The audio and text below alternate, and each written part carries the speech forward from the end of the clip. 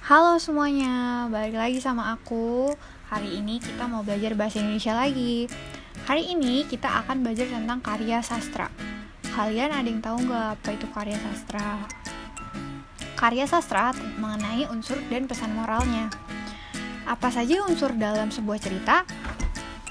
Sebuah cerita dibangun oleh beberapa unsur, yaitu tema, tokoh, alur, latar, sudut pandang, dan amanat. Yang pertama, tema. Tema adalah ide dasar atau permasalahan utama yang dibahas di dalam suatu cerita. Unsur ini adalah awal hingga akhir cerita. Yang kedua, ada tokoh dan penokohan. Tokoh dan penokohan meliputi penentuan nama, watak, dan kebiasaan hidup tokoh. Penokohan itu biasanya karakter dan watak tokoh.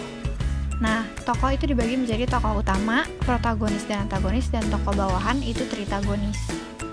Yang ketiga ada alur. Alur itu rangkaian peristiwa dalam suatu cerita. Ada alur mundur, alur maju, dan alur campuran. Rangkaian peristiwa dalam alur cerita. Yang pertama, pengenalan atau orientasi. Pengenalan cerita biasanya mengenai nama tokoh dan sifat. Yang kedua, ada konflik, inti dari sebuah cerita. Jadi permasalahan sebuah cerita. Yang ketiga, ada klimaks, puncak permasalahan dalam sebuah cerita. Selanjutnya, ada penyelesaian. Penyelesaian ini adalah konflik mengalami masalah yang selesai. Nah, yang selanjutnya ada keputusan atau resolusi. Ini aja di akhir cerita. Yang keempat, sudut pandang. Segi penceritaan atau segi pandang pengarang, orang pertama atau orang ketiga. Nah, yang kelima itu ada amanat. Amanat itu pesan yang disampaikan oleh pengarang kepada pembaca, biasanya tentang perbuatan baik yang harus dilakukan dan perbuatan jahat yang harus ditinggalkan. Yang keenam ada latar. Latar itu unsur yang berkaitan dengan tempat, waktu, dan suasana terjadinya suatu cerita. Selanjutnya, apakah kalian tahu dongeng? Jadi dongeng itu adalah sesuatu atau cerita yang tidak benar-benar terjadi, biasanya tentang kejadian di zaman dulu yang mengenalkan moral. Pohon kehidupan.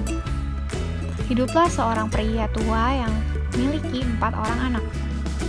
Ia ingin anak-anaknya tidak menjadi manusia yang terlalu cepat menghakimi sesuatu. Untuk itu, ia mengirimkan mereka untuk melihat pohon pir yang berada jauh dari rumah mereka. Masing-masing anak diminta pergi di musim yang berbeda, yaitu musim semi, dingin, musim panas, dan musim gugur.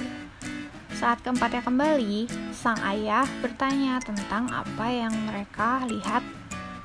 Anak pertama mengatakan pohon itu terlihat jelek, gundul, dan bengkok karena terkena angin.